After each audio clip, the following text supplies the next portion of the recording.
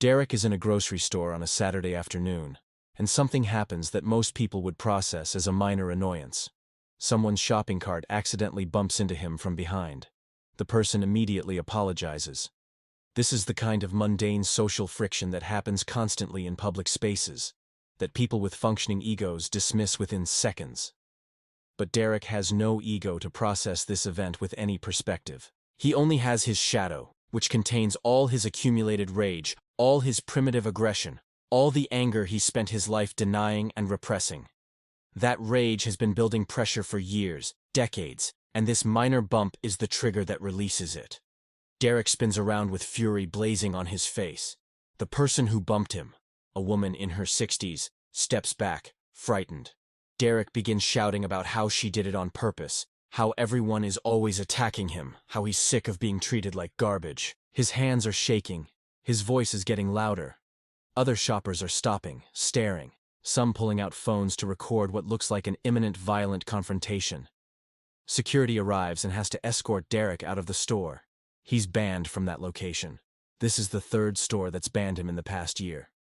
Derek experiences this as confirmation of the Shadow's worldview. Everyone is against him. Society is hostile. He's being persecuted. What he can't see, because he has no ego to provide observational distance, is that he's creating the hostility he perceives everywhere. Clinical psychologists studying rage disorders would note that Derek's explosions seem to come from nowhere, seem vastly disproportionate to their triggers. But they don't come from nowhere. They come from the shadow, where all the rage Derek has denied and repressed has been accumulating without any structure to integrate it. In a healthy psyche, the ego can acknowledge anger.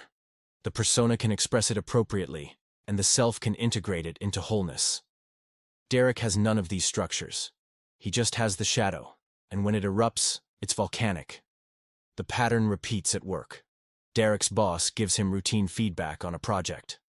The feedback is constructive, delivered diplomatically, completely normal managerial communication. But Derek has no ego to receive it as information, and no persona to respond appropriately. He only has his shadow, which interprets all criticism as total rejection, all feedback as confirmation of worthlessness.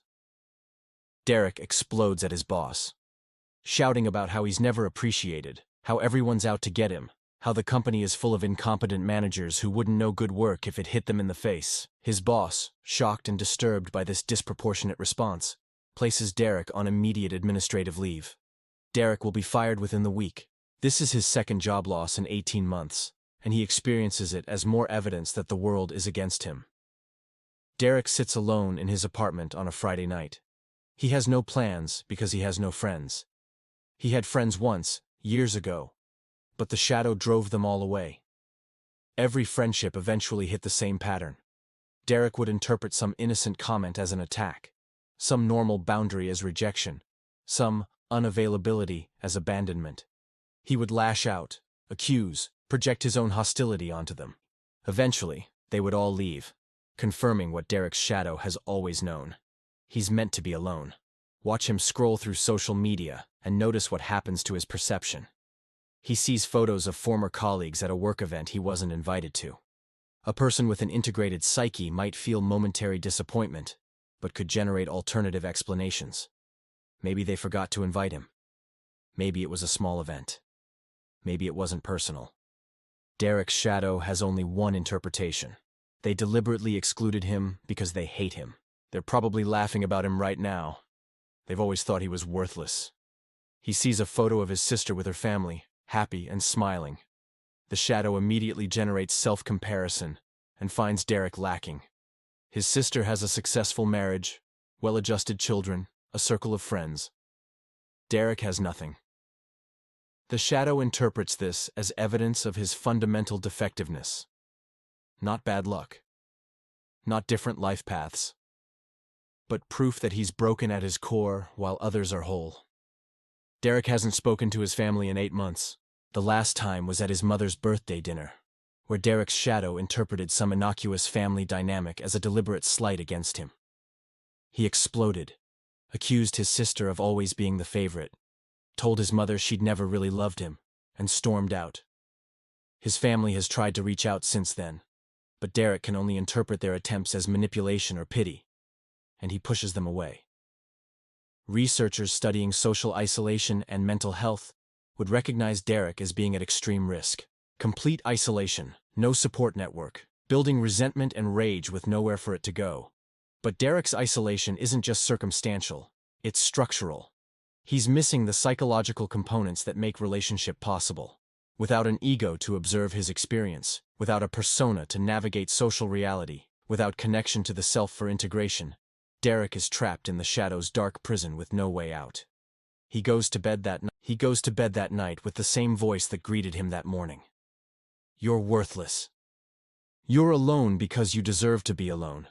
Everyone sees what you really are. And Derek has no capacity to counter this voice because the voice is all he has. There's no ego providing balanced perspective, no connection to anything beyond the shadow's relentless darkness. Just the endless loop of self-hatred, projected hostility, and confirmation that he's exactly as broken as he's always feared. Jung spent his career studying the shadow, and he issued a warning that Derek's life illustrates with terrible clarity. The shadow must be integrated, not identified with. It must be acknowledged and worked with consciously, not allowed to operate as the totality of consciousness. When the shadow becomes all you have, you don't become authentically dark or honestly aggressive. You become consumed by unprocessed darkness that poisons everything it touches. Derek represents the horror of shadow-only existence. He experiences life through a lens of pure projection, seeing his own denied hostility in everyone around him. He has no ego to observe that these are projections rather than reality. He has no persona to contain his impulses socially. He has no connection to the self that might integrate the shadow into wholeness. He's just darkness, experiencing the world as darkness, creating darkness wherever he goes. The tragedy is that Derek doesn't know he's possessed by his shadow. From his perspective, he's the only one seeing reality clearly. Everyone else is lying, performing, hiding their true hostile nature. He's just honest about the darkness everyone else denies. What he can't see is that he's projecting his own unintegrated darkness onto a world that's far more complex than his shadow allows him to perceive. Jung would say, Derek desperately needs to develop his other psychological structures. He needs an ego that could observe his experience rather than being identical with the shadow.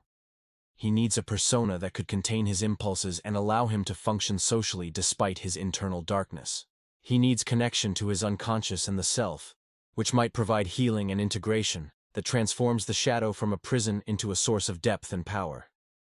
But developing these structures would first require Derek to recognize that he's shadow-possessed, and that recognition is nearly impossible from inside the possession. He would need someone to mirror back to him that his perception is distorted, that his hostility is projection, that his isolation is self-created. And Derek's shadow interprets any such feedback as attack, any help as manipulation, any truth as further evidence of a hostile world. The shadow is part of being human. Everyone has one. The question is whether you have other structures to integrate it, or whether the shadow has you. Derek has no structures. The shadow has him completely. And his life is a warning about what happens when darkness is all you can see, feel, and be.